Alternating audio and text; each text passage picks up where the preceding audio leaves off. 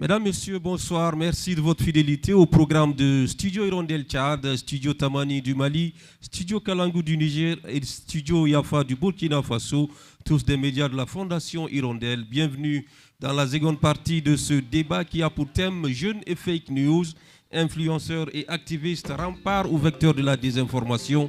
Pour cette deuxième partie réservée au public, nous accueillons Gisèle Otomi. Bonsoir Gisèle. Bonjour Sekou et bonsoir cher public. Est-ce que ça va? Parce que je ne vous sens pas trop. Si vous êtes content, alors faites un peu de bruit quand même. À présent, nous allons vous donner la possibilité de poser vos questions aux invités. Mais tout d'abord, nous avons des... comment dirais-je? Nous allons vous expliquer comment vous allez poser des questions. D'abord, nous allons prendre les questions par série de 3. Et avant de poser la question, veuillez vous présenter et s'il vous plaît, soyez court et précis parce que nous sommes déjà presque à la fin. La question... D'accord. Il y a une dame ici. Je commence par devant ici. Bonsoir à tous. Alors moi je réponds au nom de Habib Saleh. Je suis en administration et je suis en niveau 2.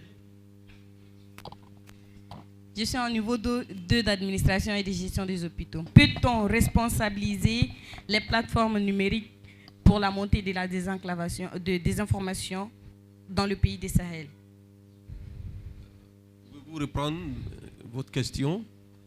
Peut-on responsabiliser les plateformes numériques pour la montée de la désinformation dans le pays du Sahel?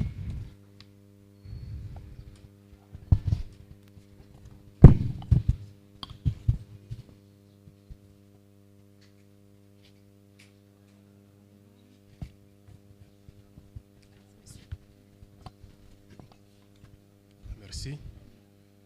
Je suis Mohamed Mouine Mohamed. Je suis un étudiant à l'université Mekoussi, option administration et gestion des hôpitaux. Ma question est la suivante. Pourquoi les fake news, autrement dit les fausses informations, ont-elles souvent plus de succès que les infos vérifiées?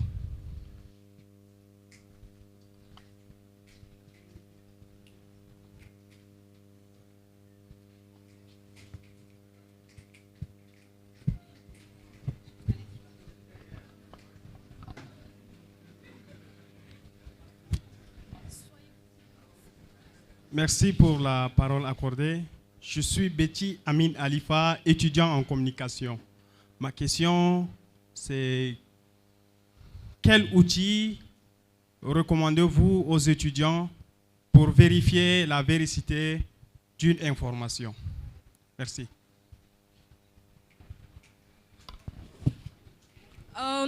Nous avons déjà 3 questions. Nous allons répondre avant de prendre d'autres questions. Merci Gisèle. Alors, la première question, peut-être on va laisser le choix aux invités qui voudraient répondre à cette première question de Madame Habiba. Peut-on tenir pour responsable les plateformes numériques, la montée de la désinformation dans le Sahel? Alors, qui voudrait répondre à cette question? Monsieur. Moi, je dis oui parce que les plateformes qui sont coincées aux États-Unis ont énormément de réglementations et ils savent, et surtout l'algorithme où ils ont coincé, ils orientent vers des zones. Il y a des zones où eux-mêmes là-bas, ils ne mettent pas de restrictions. C'est free. Les gens peuvent faire tout ce qu'ils veulent. Avec quel âge, à partir de... Même les mineurs, je vais dire, peuvent créer des comptes, écrire des choses. Mais par exemple, dans leur pays, aux États-Unis, les applications sont vraiment restreintes. Il y a énormément de restrictions, ne serait-ce que tu es dans les États-Unis. L'algorithme, quand signifie que tu es aux États-Unis, il y a des restrictions que tu ne peux pas faire. Avec TikTok, quand TikTok indique que quand tu es en Chine, il y a automatiquement des réglementations, il y a des restrictions naturelles qui viennent, qui ne te permettent pas de faire certaines choses. Donc, je dis, Oui, parce qu'ils peuvent restreindre, ils peuvent vraiment réduire cette violence qui est en train de se faire.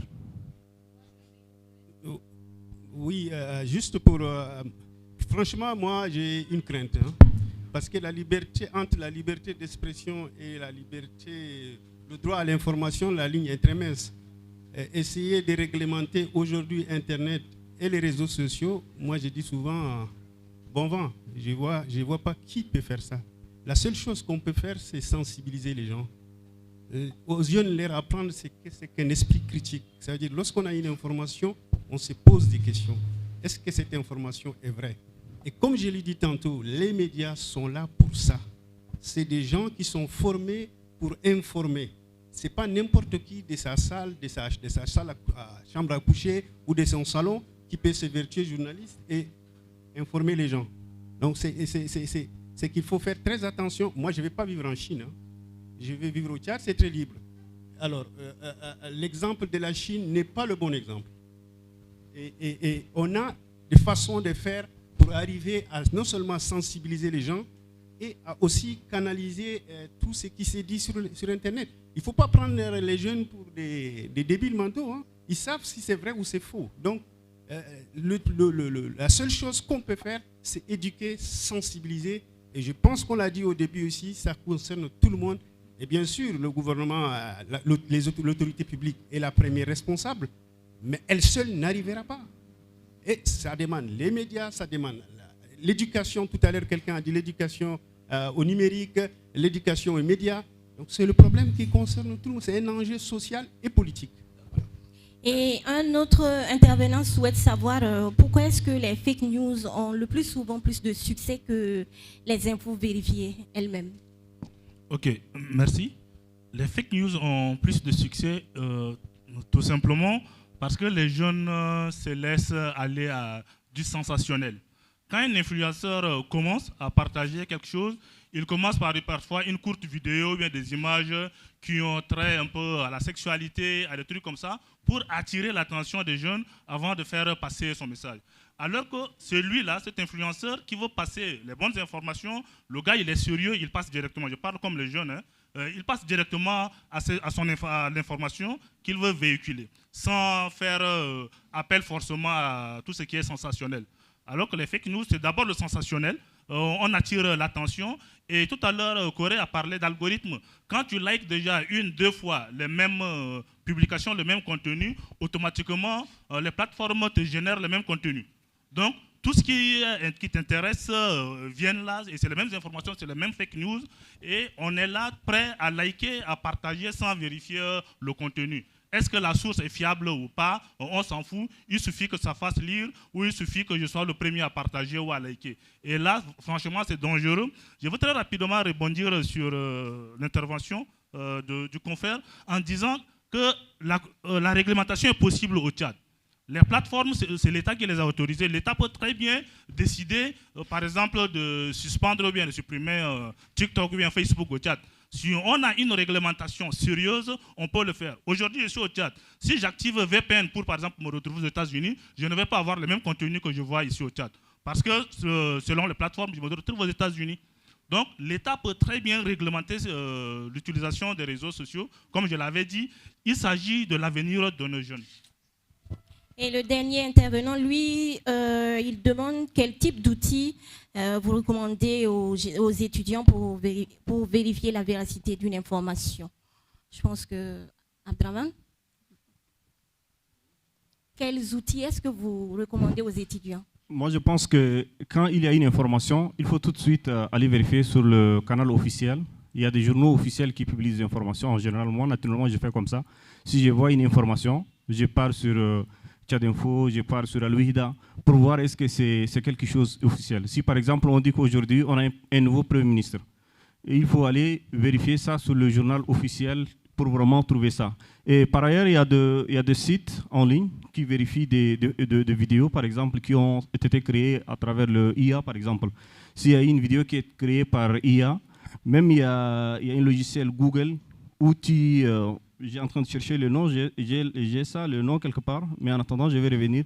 Il suffit juste de mettre la vidéo et il va t'indiquer si la vidéo a été publiée quelque part ou c'est une vidéo qui est générée par IA. Et c'est pareil pour les informations. Je reviens sur la deuxième question où il a posé pourquoi le fake news a plus d'impact. Pour moi, les gens qui publient le fake news, ils ont plus de vie parce que ils publient en premier, et ils publient dans la rapidité. Ils publient vite, avant tout le monde. Et ça, c'est une course contre la visibilité pour eux. Et ils publient sans vérifier, par exemple. Le journal officiel, ils ont des restrictions, ils partent pour vérifier si l'information est déjà vraie, publiée, ils prennent 1 heure, 2 heures, 3 heures du temps avant de revenir. Et les influenceurs, ils publient pour vraiment montrer leur crédibilité. Et c'est là, après, il y a des influenceurs qui reviennent pour supprimer, d'autres qui gardent malgré que c'est vraiment faux. Je pense que votre voisin veut ajouter quelque chose. Oui, sur la deuxième question aussi rapidement. C'est que pourquoi les fake news ont plus souvent de succès que les vraies informations. C'est un peu plus aussi la question.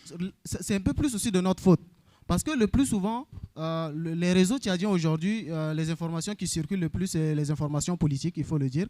Et c'est que nous-mêmes, nous voulons d'abord quelquefois partager ces informations, et nous sommes plus sur ces informations qui ne sont pas vérifiées. Et il faut le dire aussi, le réseau aujourd'hui est trop opposant, et donc tout de suite quand les fausses informations viennent et que quand c'est pas vraiment, au fait, c'est contre les institutions de la République, tout de suite ils veulent partager pour que ça soit au fait du côté plus amusant. Comme je l'avais dit au départ, nous avons pris plus l'internet sur le côté distraction. Donc c'est tout ce qui distrait que nous voulons partager, et nous voulons quelquefois plus nous-mêmes d'abord s'imposer comme influenceurs, et puis bon, c'est ce qui fait que ça part plus vite que les vraies informations. D'accord. Gisèle, nous sommes encore à toi pour une dernière partie. Ok. Madame Salia voudrait ajouter quelque chose? Oui, je voulais au fait, par rapport à la question sur les outils recommandés. Habituellement, quand vous recevez une information, le premier réflexe doit être d'abord, est-ce que la page à partir duquel vous avez trouvé l'information est certifiée? Si la page est certifiée, vous allez voir, par exemple, il y a un bleu comme un tic là qui est collé à la page. Si, par exemple, la page est sécurisée, donc si la page est sécurisée dans l'URL, vous allez voir le HTTP là, à la fin, il y a un S. Donc, c'est une page vraiment sécurisée. Il y a également un autre élément, on appelle toutes les pages qui font la vérification de l'information, on les appelle les fast-checking. Donc, dans ces fast-checking-là, vous rentrez, ne serait-ce que dans Google, vous demandez les top 10, par exemple, des fast-checking. Ça vous donne une liste. Parce que cette information, à l'instant T, on peut vous donner, je peux vous dire, par exemple, il y a France 24 qui le fait. Ça, peut-être il y a quelques années en arrière. Mais si vous allez vérifier, parmi les top 10, vous n'allez peut-être pas trouver France 24. Donc, il faudrait bien procéder à des recherches vous-même. Vous allez trouver vraiment le meilleur parmi les fast-checking, et puis vous allez vérifier les informations. Merci. Et ma question est la suivante, sans pourtant porter des commentaires. Mon nom c'est Eouli Isaac Lionel. Ma question est la suivante. Les influenceurs ont-ils une responsabilité éthique lorsqu'il s'agit de publier des contenus suivis par des milliers de jeunes? Bonsoir à tout le monde. Merci de m'avoir accordé la parole. Je réponds au nom de Massoura Ahmed Sakin, étudiante en première année en administration et gestion des hôpitaux. Ma question est de savoir comment un jeune peut-il réagir lorsqu'il constate de fausses informations circulent dans un groupe WhatsApp familial ou amical. Je m'appelle Ali Adam Douda, étudiante en communication L2. Alors ma question est la suivante. Quels sont les risques pour un pays comme le Tchad si les fake news dominent l'espace public? Alors nous allons passer à la question de Isaac Lionel. Isaac Lionel souhaiterait savoir si les influenceurs ont une responsabilité éthique. Oui, Bello? Bon, justement, les influenceurs n'ont aucune responsabilité éthique. C'est ça la différence entre être un influenceur et un journaliste. Un journaliste, il a des responsabilités, il doit obéir à certains critères de l'information. L'influenceur n'est pas un journaliste pour faire véhiculer de l'information d'intérêt public. Il faut que tout le monde comprenne ça. Les médias et les journalistes sont là pour ça. Et la responsabilité, il faut la chercher, je ne sais pas. Là, nous sommes tous responsables de ça. Et nous devons tous nous mettre pour que ça change, pour éduquer les jeunes, pour que les jeunes écoutent l'information là où ils devaient l'écouter. À la radio, il y a des médias officiels qui sont là, qui ont une salle de rédaction, qui ont des journalistes, qui vont chercher l'information, qui la traitent et qui la diffusent. Ce n'est pas la même chose que quelqu'un qui est assis dans son salon et qui raconte tout et n'importe quoi. Faites la différence. Merci. Vous voulez ajouter quelque chose, M. Toydoum? Sinon, on passe à la deuxième question. Je pense que mademoiselle s'interrogeait sur la réaction d'un jeune face à une info qui porte à confusion. Comment un jeune peut-il réagir face à une information qui porte à confusion, M. Toydoum? Ok, merci. Je suis d'accord avec Bello. Les influenceurs n'ont pas une responsabilité éthique, néanmoins ils ont une responsabilité morale. En tant qu'être humain, on doit se dire, est-ce que ce qu'on partage ne va pas influencer négativement sur mes abonnés? Donc, il y a cette responsabilité-là. Mais il est possible, la Hama dispose d'un document d'éthique et de déontologie journaliste. On peut très bien avoir une réglementation également pour les influenceurs sur le territoire tchadien, et alors ça deviendra une responsabilité éthique à ce moment. Maintenant, pour la question de la jeune dame, moi, jeune, quand je reçois une information dans une plateforme WhatsApp ou bien en ligne, si c'est familial, la première des choses, c'est d'aller checker pour voir est-ce que c'est du fake ou pas. Si c'est du fake, je prends la bonne source d'information, je viens partager dans le même groupe WhatsApp pour dire, chers parents, attention, mais cette information n'est pas vraie. Si je suis par exemple, juste un exemple, hein, je suis un Kanembou et qu'il y a un fake news concernant les Kanembou pour dire, par exemple, les Gourans ont détruit le champ des Kanembou quelque part, avec une image du Nigeria ou bien du Niger, il est de ma responsabilité d'aller checker rapidement et puis revenir dire non, ce n'est pas ça, cette information est fausse. Peut-être qu'il y a eu des altercations, mais pas des attaques. C'est pour éviter une violence, parce que pour mes parents, par exemple, qui n'ont pas accès à l'outil Internet, ils peuvent facilement prendre cette information et venir pour réagir. Mais un jeune qui n'a pas ces connaissances, qui ne peut pas checker, quelle attitude doit-il avoir? C'est pour cette question que tout à l'heure j'avais parlé de l'enseignement de tout ce qui est de l'éducation numérique à tous les niveaux.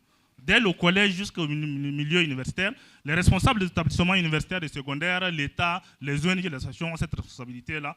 Je parle un peu vite, un peu resté dans le temps. Nous avons cette responsabilité d'éduquer, de former nos jeunes pour qu'ils arrivent à faire ce travail. À Moundou, pour rapidement le dire, je gérais un projet avec une ONG française et souvent je faisais appel à succès pour aller former, sensibiliser les jeunes sur l'usage des réseaux sociaux, par exemple. Ce sont des choses concrètes qu'on peut faire pour sensibiliser nos jeunes à déceler le vrai du faux. Ok. Rapidement. Oui, pour déjà un jeune qui ne connaît pas les outils, le mieux, qu'est-ce que moi je fais, moi en tant que jeune? On a souvent un ami qui s'y connaît mieux. D'aller vraiment demander juste à cet ami et de nous vérifier et de nous renvoyer, et on peut l'envoyer dans le groupe. Mais qu'est-ce que je fais encore quand je suis sur les réseaux sociaux? Je signale d'abord ce contenu et je me désabonne sur la page. Pourquoi? Parce que quand on s'abonne à la page, on lui donne plus de visibilité, et c'est ça qui fait que en juste ajoutant followers à followers, ça fait que ça m'identifie et ça donne plus de visibilité. Donc en signalant, ça réduit déjà la visibilité, et en même temps, en me désabonnant, ça fait que les gens qui me connaissent ne peuvent plus voir déjà ces contenus. D'accord. La dernière question, la troisième question plutôt. Oui, la dernière question. Les risques pour le Tchad en cas voilà, de... les risques pour un pays comme le Tchad si jamais les fake news dépassent les infos vérifiées. Oui, Abdraman. Moi, avant de revenir sur la troisième, je vais rapidement, rebondir parce sur la qu'il nous première, reste s'il vous plaît. juste 5 minutes, on va prendre une dernière question. Oui, je pense que la responsabilité des influenceurs, les influenceurs sont aussi des personnes qui contribuent énormément dans notre société. Par exemple, au Tchad, il y a des jeunes qui contribuent à travers leur page qui est saine, qui ont énormément de followers, à cause d'eux qui ont eu des évacuations des gens qui sont gravement malades, à cause d'eux, ils ont eu énormément de conflits qui ont été résolus, à cause d'eux, il y a eu énormément de voix qui ont été entendues. Je pense que les influenceurs, il faut les catégoriser. Il y a énormément d'influenceurs qui ont été positifs, qui ont joué un rôle très important dans notre société et il faut les rendre hommage à travers votre micro. Et pour la troisième question, le risque des fake news, je pense que pour un pays comme le Tchad, les fake news peut générer énormément de problèmes. On en subit là actuellement des problèmes communautaires qui ont été commencés sur le fake news. Par exemple, il y a eu des familles, comme il a indiqué mon ami, il y a des familles qui ont attaqué des familles et il y a eu de morts la nuit. Il y a un audio qui a circulé dans le WhatsApp qui a poussé des gens à prendre des armes et venir tuer d'autres. Et en vérité, il n'y a jamais eu cette guerre. Et c'est très dangereux. Et nous, actuellement, moi par exemple, actuellement, j'ai eu vraiment de peur pour les réseaux sociaux parce qu'on n'a pas des outils de contrôle et les différentes frontières de nos pays sont vraiment en menace et le risque de guerre civile est vraiment imminent. Personnellement, je l'ai dit et je l'ai dit à haute voix. Merci. Bon, écoutez, qu'est-ce qui menace? C'est la cohésion sociale, la paix civile.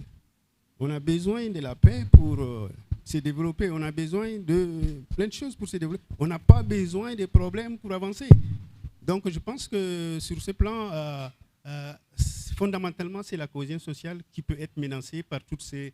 Et je le répète encore, c'est les journalistes et c'est les médias qui informent mieux et plus que tous les autres. Merci.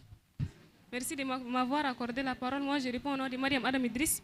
Et ma question est de savoir quelle est la responsabilité des influenceurs face à la propagation des fake news. Je réponds au nom de Roassoum Mikael. Je suis étudiant en économie, L3.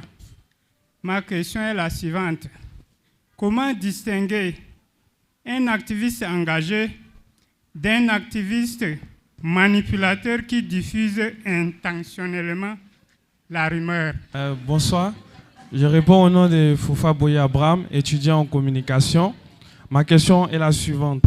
Comment éviter que le débat entre les jeunes activistes ne se transforme en conflit ou en discours extrémiste? Alors, la première question de la différence entre un activiste engagé et un activiste manipulateur, c'est ça, hein? Quelle est la différence? C'est ce que notre cher monsieur voudrait savoir. C'est bien la question? Oui, ok. Qui veut répondre à ça? Écoutez, un activiste engagé, c'est quelqu'un qui a une cause juste et qui la défend de façon démocratique. Il a le droit de l'exprimer sans être réprimé.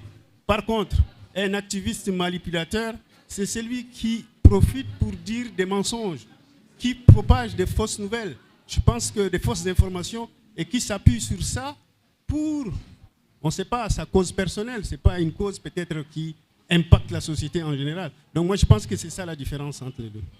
Et puis il n'a pas le droit de le faire parce que c'est à l'encontre des règles d'information. Voilà. Vous voulez ajouter quelque chose rapidement? Ok, sur comment les distinguer, comment distinguer vraiment les vrais des faux. C'est que déjà les faux, lors de leur publication, si vous les suivez continuellement, vous arrivez à détecter qu'eux-mêmes se contredisent dans ce qu'ils disent. Parce que quelquefois, ils sont tellement pressés de publier l'information que quand ils reviennent republier, maintenant quand la vraie information passe, il y a déjà, vous arrivez à détecter déjà qui ne se comprend pas ou bien qui n'est pas cohérent déjà dans ce qu'il dit. Or que le vrai, il a un sujet et il a vraiment une ligne éditoriale qu'il respecte et vous pouvez très clairement voir que c'est une suite de tout ce qu'il dit. Comme les médias, bon, les gens qui s'imposent comme médias aujourd'hui que nous aimons trop suivre. Souvent, il dit ça le matin et quand la vraie information passe, il essaye de changer, mais vous pouvez voir cette nuance. Donc, c'est ce qui peut faire que vous pouvez distinguer facilement les deux. Alors, une autre personne souhaite savoir comment éviter que les débats entre jeunes activistes se transforment en conflit. Oui. Alors, c'est souvent assez difficile hein, de dire comment éviter que les débats entre les activistes se transforment en conflit. Ça renvoie un peu à l'éducation de base, à la question de sensibilisation. Sans cela, on ne pourra pas dire, bon, ce sont des échanges, donc respectons les avis des autres, Mais quand c'est du fake, il faut qu'on fasse savoir à la personne que c'est du fake. Et comment utiliser la non-violence pour atténuer les effets des débats entre les activistes. Je crois qu'il n'y a que la sensibilisation, il n'y a que l'éducation civique, numérique, qui peuvent aider à contrer ce genre de dérapage quand 2 ou plusieurs activistes s'affrontent sur certains sujets. Mais le plus souvent aussi, c'est sur des questions politiques, parfois confessionnelles ou bien ethniques ou régionalistes. Et à ce niveau, c'est très difficile parce qu'on tire sur des ficelles, sur des fibres là, pour se faire la guerre. Donc la seule façon, c'est de promouvoir la non-violence dans ce genre de débat pour pouvoir éviter.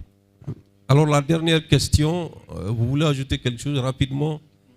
Je pense que pour le problème de comment éviter ces débats, et surtout que ces débats ne dégénèrent pas, en général au Tchad, quand même les activistes les plus et les influenceurs les plus suivis, quand ils parlent de leur famille ou quand ils parlent de religion, ils prennent automatiquement du camp. Et ça, c'est pas bien. C'est le constat que j'ai fait. Moi, personnellement, j'ai d'ethnie, j'ai des familles, mais quand les gens parlent de ma famille, de mon ethnie, moi, je regarde le Tchad. Vous voyez le Tchad, vous voyez plus grand, vous voyez l'Afrique, vous voyez le monde. Ne rabaissez pas, surtout quand on attend directement votre famille ou votre religion ou votre communauté ou votre province, votre ville est citée quelque part et vous tombez bim pour vraiment changer et perdre tout. Donc, ayez des casquettes vraiment plus grandes pour vraiment supporter tout ça.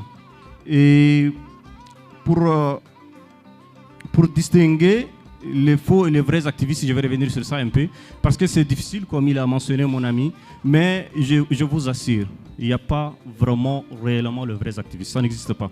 Les activistes que vous voyez, qu'on voit tout le temps, ce sont des gens en général qui ont des objectifs très précis pour eux, et des objectifs, ils veulent les atteindre coûte que coûte. Et les suiveurs, les followers qui sommes nous, on ne comprend pas. On suit une personne, subitement, un bon matin, il devient une autre personne. Ça veut dire que même au début, il a une autre face. Il a des objectifs qui sont cachés. La grande partie, je vous assure. Tout le monde. Il n'y a pas des activistes qui ont des objectifs très précis, honnêtes, qui respectent l'engagement. C'est comme les politiques, c'est comme les hommes politiques, au fait. Quand on le suit, ils nous disent ce qu'on veut voir, ce qu'on veut écouter. C'est juste ça. Merci. Et merci beaucoup. Je pense que nous sommes au terme de cette émission, Alice. Effectivement, c'est cool. Nous sommes au terme de cette deuxième partie de l'émission. Merci beaucoup à nos invités pour le déplacement. Merci beaucoup, cher public. Vous avez eu des interventions pertinentes qui ont contribué à enrichir le débat. Merci également à vous qui êtes restés à l'écoute. C'est la fin de cette deuxième partie qui s'est intéressée aujourd'hui aux influenceurs et les fake news, remparts ou vecteurs de paix dans notre société. Nous étions à l'université Emi Koussi de N'Djamena au Tchad. Merci également à l'équipe technique de Studio Hirondelle Tchad. À la prochaine pour d'autres coproductions.